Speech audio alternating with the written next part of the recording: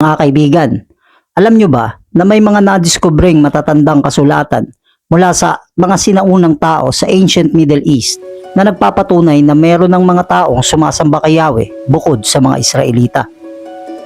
Ang iba sa mga kasulatang ito ay pinaniniwalaan mas nauna pa kesa sa pag-iral o pagdating ng mga Israelita sa land of Canaan o kilala natin ngayon bilang lupain ng Israel o Palestine.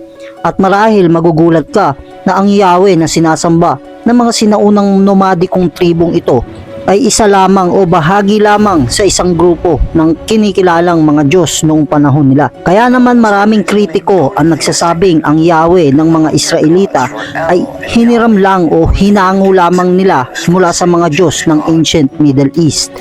Pero ano nga ba talaga ang katotohanan? Kaya naman kung curious ka or gusto mo ng mga critical theology at ancient mystery, bagay sa'yo ang channel na to. Paki-like, share, and subscribe naman dyan, kaibigan.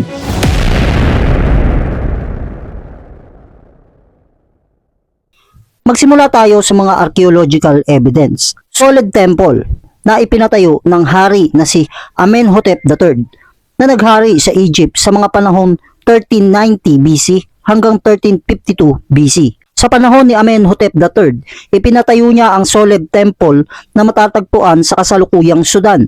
At sa mga haligi ng templong ito, nakasulat ang mga impormasyon patungkol sa mga tao at lupain na nalupig at nasakop niya sa rehiyon ng Kanaan. At kabilang sa mga nakasulat dito ay lupain na mga Shasu ni Yahweh. So lumalabas na ang mga Shasu na tumutukoy sa mga nomadikong tribo sa rehiyon ng Kanaan ay merong koneksyon kay Yahweh bukod sa mga Israelita. Number 2, Mesha Stele.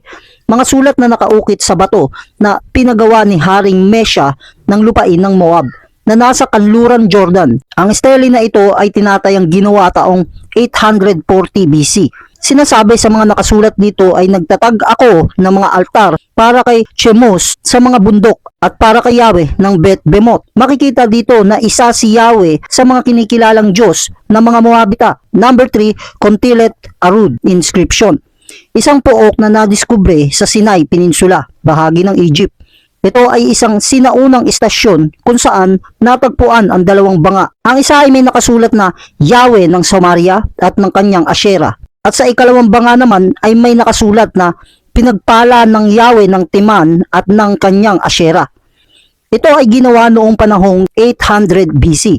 Bukod pa dito, meron din mga nakasulat sa pader na nagsasabing lumiko siya at maghanda sa pagpapala ni Baal sa araw ng digmaan para sa pangalan ni El sa araw ng digmaan. At dahil sa mga archaeological discovery na ito, marami nga ang nagpapalagay na si Yahweh ay isa o kabilang lamang sa maraming Diyos na kinikilala at sinasamba ng mga tao sa ancient Middle East. Kabilang sa pantheon na ito ay si El, the Supreme God, si Baal, si Asherah at si Yahweh at iba pang mga Diyos na kasama nila. At base sa mga kritiko, kinuha o hinango lamang ng mga Israelita si Yahweh mula sa paniniwala ng mga sinaunang tao sa ancient Middle East bilang kanilang Diyos at kalaunan ay itinuring nila bilang tanging Diyos ng kanilang lahi. Pero ano nga ba ang biblical explanation para sa bagay na ito? Una sa lahat, hindi natin pinabubulaanan ang mga archaeological discovery kasi mga literal na ebidensya yan. Base din mismo sa Biblia, bukod sa mga Israelita, kilala na ang Diyos na si Yahweh ng mga tao sa ancient Middle East. Pero ang pagkakakilala nga lang nila kay Yahweh ay isa lamang siya sa maraming Diyos na sinasamba nila, kagaya ni Baal, Asherah at El. Isa sa mga patunay dyan ay si Jethro, biyanan mismo ni Moses. Noong panahon na si Moses ay nakipisan kay Jethro, hindi pa nakakalabas ang mga Israelita sa pagkaalipin sa Egypt. Meaning, hindi pa nila nai-encounter ang mga nomadikong tribo o mga sibilisasyon sa ancient Middle East. Pero base sa Exodus chapter 3, si Jethro ay pare sa lugar ng Midian na sakop ng gitnang silangan. So, siya ay isang pare, leader ng pananampalataya. Meaning, meron ng paniniwala o relihiyon at mga mananampalataya noong panahong yun at si Jethro ay isa sa mga pare nila. Ngayon, sino naman yung Diyos o mga Diyos na kinikilala ng relihiyon ni Jethro? Sa Exodus chapter 18 verse 11, at base kay Jethro, ngayon aking nakita na ang Yahweh ay mas lalong dakila kaysa sa lahat ng mga Diyos. Maliwanag dito na bukod kay Yahweh, maraming Diyos ang kinikilala ng relihiyon ni Jethro. Si Yahweh nga lang ang pinuri niya bilang pinakadakila sa lahat ng mga Diyos na iyon. Sang-ayon ito sa mga archaeological discovery na si Yahweh nga ay kinikilala na noon sa ancient Middle East bago pa ang mga Israelita. Ngayon, nangangahulugan bang hiniram, hinango o kinuha lamang ng mga Israelita si Yahweh mula sa paniniwala ng mga nomadikong tribo nang nakalabas sila sa Egypt? Well, hindi. Dahil ang Yahweh ang unang nagpakilala sa mga Israelita bilang isa at tunay na Diyos. Ganito kasi yan.